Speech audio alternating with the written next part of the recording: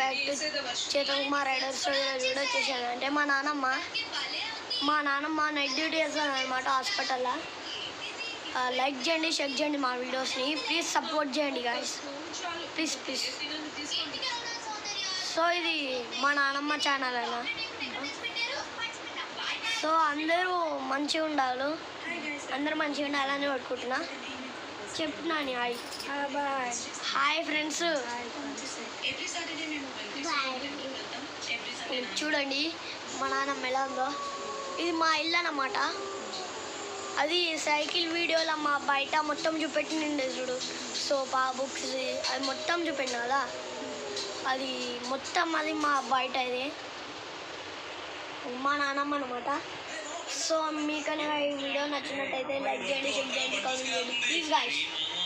ఓకేనా?